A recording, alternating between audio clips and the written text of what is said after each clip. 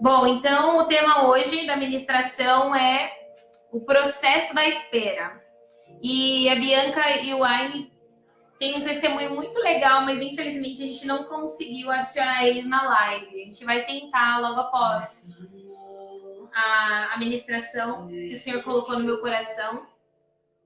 Então, eu peguei uma frase muito incrível de um rapaz que eu nem sei quem é, de um homem, o nome dele é Gabriel Silveira.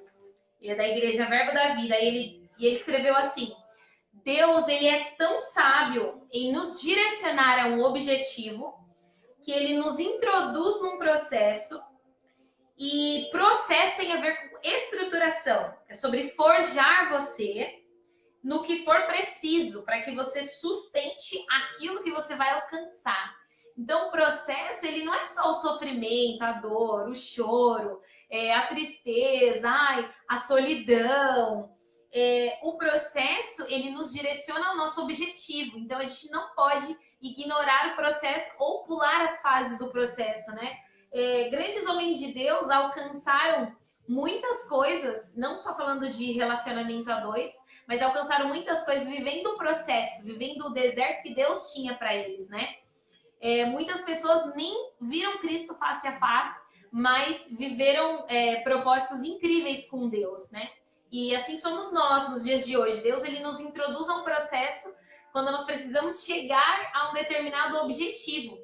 E se a gente entender, como a gente disse nas perguntas, se a gente entender que esse processo nos faz ter a estrutura necessária para alcançar aquilo que Deus tem para nós, a gente vai muito longe e não foca só na tristeza, na solidão, em que eu tô sozinho, em que ninguém me ama, ninguém me quer, mas a gente aprende a viver o processo e saber o que Deus quer de nós nesse processo, para que a gente alcance determinado objetivo. Não sei o que você está esperando, mas esperar não é ausência de coisas. O esperar, a gente precisa esperar fazendo algo, vivendo o que Deus tem para nós enquanto solteiros ou na fase em que você está atualmente. Então, normalmente, quando a gente inicia, né, um processo de espera, acontece algo marcante na nossa vida. Talvez com você não tenha sido assim, você já nasceu num lar cristão e com você não foi tão assim.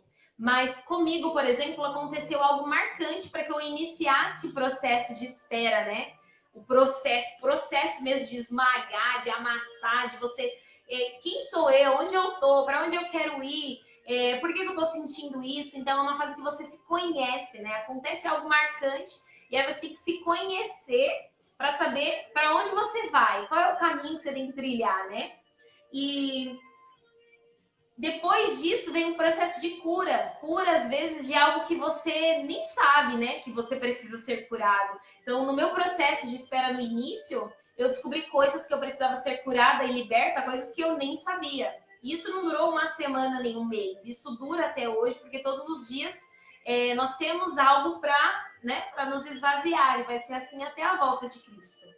Então, não desperdice o processo de cura, né, de libertação que Deus tem para você durante o seu processo de espera.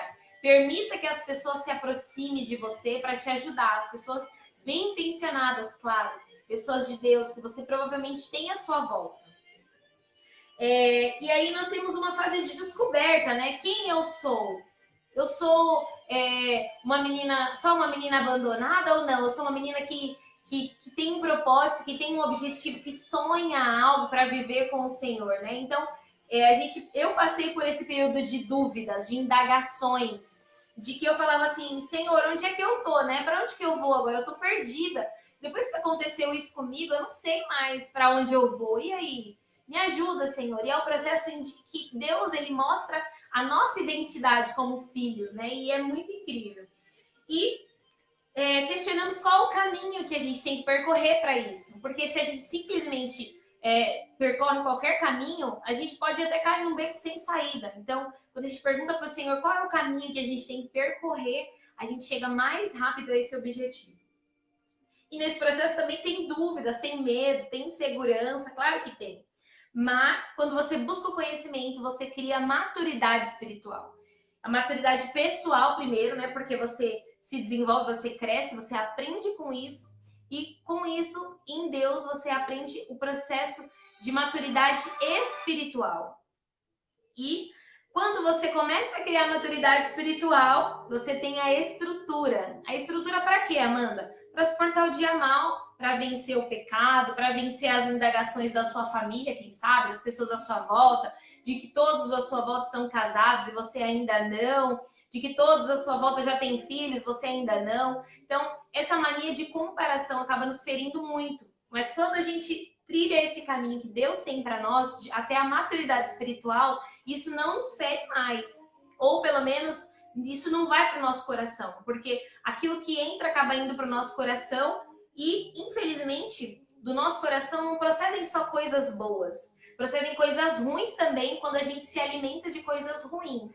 Então isso não fica mais no nosso coração. Entra por um ouvido e sai pelo outro. Você pode ficar chateado ali nos primeiros 10 minutos, mas isso não fica no seu coração. E isso faz parte da maturidade espiritual. E tudo isso para você criar uma estrutura, uma base. E não esquecendo que no meio disso tudo, você vai se sentir sozinha, você vai ter que passar por um deserto. Mas é muito leve e muito momentâneo quando você está com o Senhor. Então, se eu tiver que dar alguma dica para você, aprenda a se comunicar com Deus, que é a oração. Então, quando a gente aprende a se comunicar com Deus, a gente entende quem nós somos nele e a gente não tem medo de ficar sozinha, a gente não se preocupa com a nossa idade ou não se preocupa onde eu estou agora, Senhor, né? O que vai acontecer depois? Quando a gente aprende a se comunicar com Deus, a gente tem ele como um amigo, como um pai e ele vai nos direcionando com certeza. Fuja dos lugares que te fazem mal, até que você se sinta bem para isso. Tem gente que não tem problema em enfrentar os lugares ou as pessoas que já chatearam. Mas eu, por exemplo, eu tive que ficar longe um pouco. Então, se isso te faz mal ainda, se isso ainda te machuca, fica longe disso até que você esteja bem para ver essas pessoas ou para ir até esses lugares. Fique longe das redes sociais. Quem nunca foi lá dar uma curiadinha no perfil do ex ou da atual do ex? Gente, não faça isso. Isso te fere ainda mais. Não faça isso. Você terminou um relacionamento, não fique se martirizando, porque isso é como você dar murro em ponta de faca mesmo. Você só vai se machucar ainda mais. Fuja das redes sociais. Saiba quem deve estar ao seu lado. Ah, Amanda, eu tenho que fugir de todo mundo e tenho que me relacionar só com pessoas que são extremamente de Deus? Não, só não tem intimidade nem relacionamento com as pessoas que não têm nada de bom para oferecer para você, as pessoas que não têm um exemplo de vida, nem um testemunho para você. Então, fuja dessas pessoas. Se você cair, não fique prostrado. Quantas vezes no meu caminhar eu achei que aquilo era o fim para mim, mas não, era só o começo. E não se compare com os outros. A gente acabou de falar isso, né? Não se compara. Não compara o tempo das pessoas com o seu tempo. Uma outra dica é não deseje que os outros tenham. O que Deus tem para você é diferente. Não vai ser igual de ninguém, porque Ele tem um propósito para cada um. Pode ser parecido, mas nunca vai ser igual. Não se preocupe com o tempo. Acabamos de falar sobre isso. A solidão não é um estado. É uma escolha. Você escolhe se você está sozinho ou não. A gente falou isso aqui nas perguntas. Estar sozinho não significa que você está solteira e é por isso que você está sozinha. Tem muitas pessoas que você pode caminhar com elas para não se sentir sozinho e aprender com elas também. Aprenda a não precisar de alguém para ser feliz, para ser completo, para viver um propósito. Não espere o seu cônjuge chegar para que você se sinta completo, se sinta bem, se sinta pronto para algo. Não espere uma condição especial. Não espere isso para viver o melhor de Deus para sua vida. A palavra de Deus diz em Eclesiastes 7, versículo 8. O fim das coisas é melhor do que o seu início, e o paciente é melhor do que o orgulhoso. Em outras versões diz assim: melhor é o fim das coisas do que o princípio delas. Melhor é o paciente de espírito do que o altivo de espírito. Então, na Bíblia, paciência tem muito a ver com resiliência, que é o que nós falamos no Sou Inteiro passado. E a resiliência é a capacidade que a gente tem de superar, né, as dificuldades. E tem a ver também com a resistência. Você não tomar atitudes enlouquecidamente só porque naquele momento você não está bem, mas você ser resistente e tomar ações corretas no momento correto. Perseverança. A palavra do Senhor diz que as tribulações, elas produzem em nós a perseverança. E a perseverança produz um caráter aprovado. Será que nós estamos caminhando para ter um caráter aprovado diante do Senhor nesse momento de espera? Tudo isso é um processo e não vai acontecer de uma hora para outra. Mas quanto mais próximo de Deus você está, quanto mais você aprende a se comunicar com Ele, mais você está perto de ter a resistência, de ter a perseverança, a bondade, a condescência, e também permanecer naquilo que o Senhor disse para você, sem se importar com as vozes que você ouve no meio do caminho. Então, o processo de espera, não quero dizer para você que vai ser tudo maravilhoso, não vai ser não, porque é um processo. E quando você lembra de processo, é algo que precisa ser moído. E muitas vezes Deus vai moer a gente para entender onde está o nosso coração. O altivo de espírito, eu fui pesquisar e falei assim, Senhor, o que a Bíblia fala sobre o altivo de espírito? Fala sobre ganância, arrogância, soberba. Então, o que eu entendo é alguém que quer agir com seus próprios entendimentos, alguém que quer fazer acontecer e não quer saber o que os outros vão pensar. E infelizmente não, felizmente, a gente só tem a perder com isso. Porque se nós escolhemos ser servos e filhos de um Deus que tem o comando de tudo, se a gente toma o comando das coisas, infelizmente a gente não vai se dar nada bem.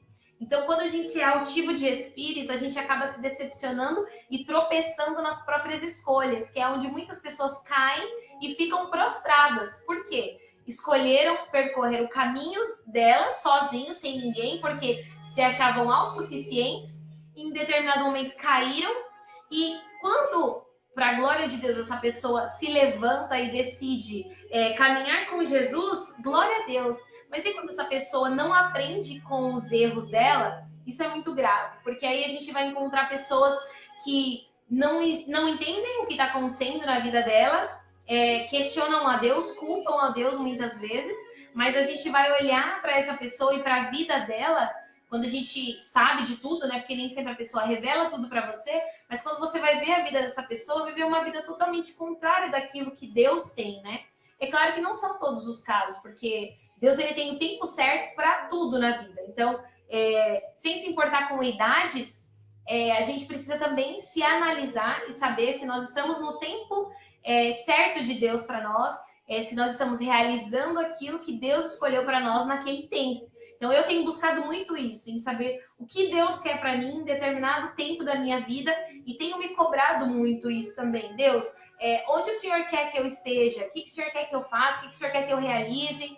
Que responsabilidade o Senhor quer me dar? Me direciona, me mostra, Senhor, o que o Senhor quer.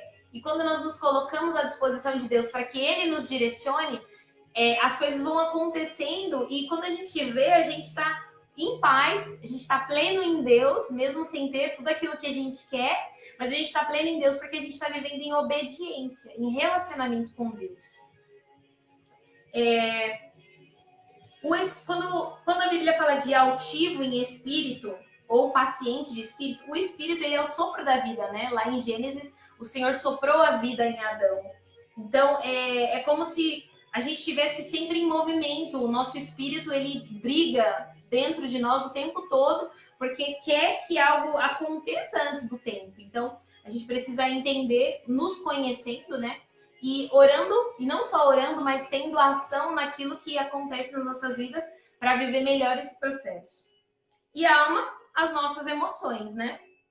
Então, a gente precisa ter o autocontrole das nossas emoções para viver de acordo com o nosso tempo, né? Não com o tempo das pessoas ou aquilo que as pessoas dizem que você tem que viver ou que você tem que fazer, mas no tempo de Deus para nós. E como é que eu descubro esse tempo de Deus para mim, Amanda? Só se relacionando com Ele, não tem outro jeito.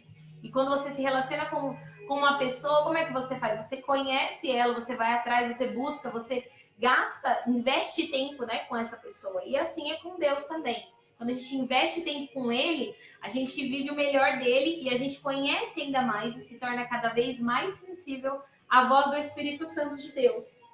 Jesus, ele conheceu, leu escrituras que falavam sobre ele, né?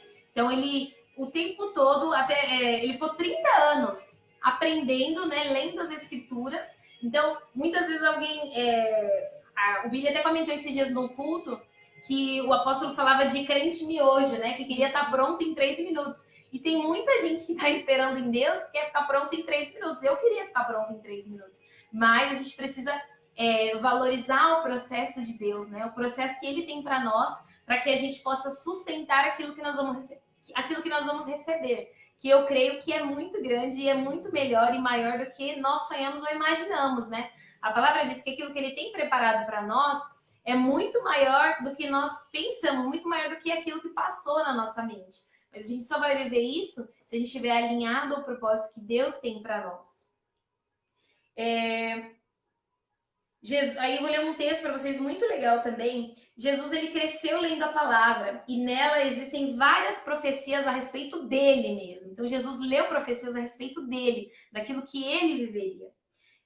Detalhistas indicando os locais que ele iria, as coisas que ele faria, mas mesmo assim, somente aos 30 anos, depois de ter crescido em sabedoria e em graça, muitas dessas profecias começaram a se cumprir. Então, a gente, no decorrer do momento da espera, nesse processo, a gente ouve muitas coisas que o próprio Deus diz para nós.